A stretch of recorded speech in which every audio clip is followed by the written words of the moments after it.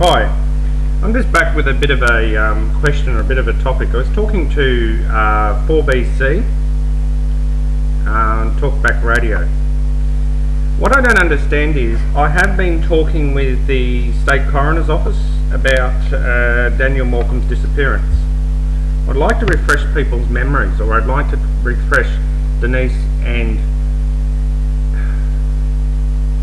Bruce Morcombe.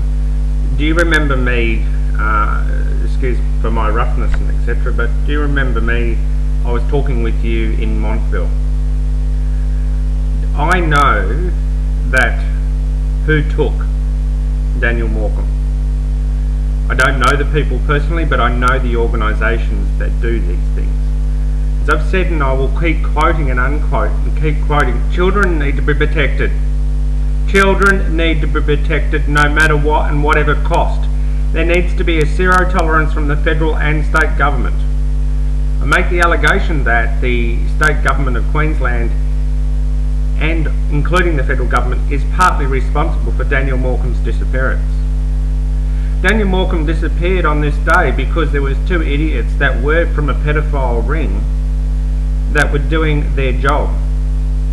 But as I've said to Bruce and Denise, this is not personal. This is nothing to do with the fact that your son was taken for a personal reason. He was taken because it was a profile. He fitted a profile, and basically he fitted that profile. Now basically the state and federal government are responsible in many ways for what is happening today. I was talking with a man called Peter Johns. He's a lawyer and part of the state coroner team, along with Daniel. He's a team leader. I was talking with Peter Johns from the state coroner's team in Queensland. What I don't understand is we need to start educating. We need to start educating the public. We need to start teaching people what pedophile rings are and how they behave and what they do. We need to educate. Education is a key to prevention. Now, if this education was around when I was a juvenile, maybe what happened to me wouldn't have happened, but it wasn't. And I will explain and I will iterate again on this. I was only a young 11, 12-year-old boy, experimenting like all little boys do. My mother asked me to come in the house because she caught me playing around another kid. I went into the bedroom, she tipped up the bedroom, she had a lump of 4B2 in her hand. In the eyes of my corner, there was two people looking in the window. That night, this person goes into the house. The house was locked up. As I said, I know who these people are now. I know how they operate. And they walked in and they stood over Barbara's bed and they said, "Barbara!" And she didn't wake, and then they said, "Barbara!" And she woke up. Obviously by this time that's disturbed one of us, and that disturbed Morris. Now what's happened is they turned around and they just calmly, cool, collected, said, "You touch Cameron again or go anywhere near him, we will kill you." They just casually walked out of the house. Now this person that did this obviously was connected to a pedophile ring, but also connected to the state government. Now at this time there was a lot of dysfunctional stuff going on within our family. What I'm saying is my mother failed to protect her son. The government failed to protect the child. Yes, I was a ward of the state in Queensland, so I know that the state government, Department of Human Services, do not protect children. And children are at risk even if they are wards of the state. I know it's very difficult to protect children, and I know it's very, you know, you can't hold people against their will. It's wrong. But the simple fact is, the state government fails. I was on the phone to Anna Bly's office, and really they don't care. They say to me, "Well, we're spending lots of money on child protection and protecting children." I said, "No, you're not. You're failing, because if you're doing this, then Daniel Morcombe and other children wouldn't have been taken." The simple fact is, I'm well aware of these issues. I'm well aware of these issues. Now there's something that I haven't honestly said, but I will say it now.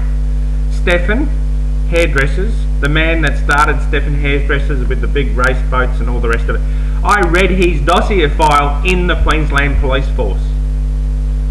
I was in at headquarters, I read his dossier file, that was my job. I'm not going to go into that information, but I read his dossier file, and it was quite alarming, and it was quite off the scale of things. But unfortunately that never really took place, and I never continued my investigations into that issue.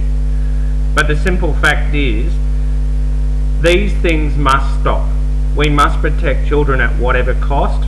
There must be a zero tolerance. If you are on the internet and you are talking to juveniles, you will be caught, you will be arrested. The laws must change. The laws must be amended where there is a zero tolerance. Zero tolerance. If you have no justification and you have no reason to be talking to the juvenile on the internet, and you have no legitimate reason, then you will be investigated and you will be brought towards intelligence so they can monitor you. At the end of the day, we must stop children being abducted. We must tell these pedophile rings enough is enough. I'm not scared of you. I don't care how big you are. I don't care how large you are, because I've met you people. I've met you people. I know who you people are. And I want people to know that pedophile rings just don't take any child off the street. They look for a profile. They look for a profile. What do I mean by a profile? Well, what happens is, in the 1980s,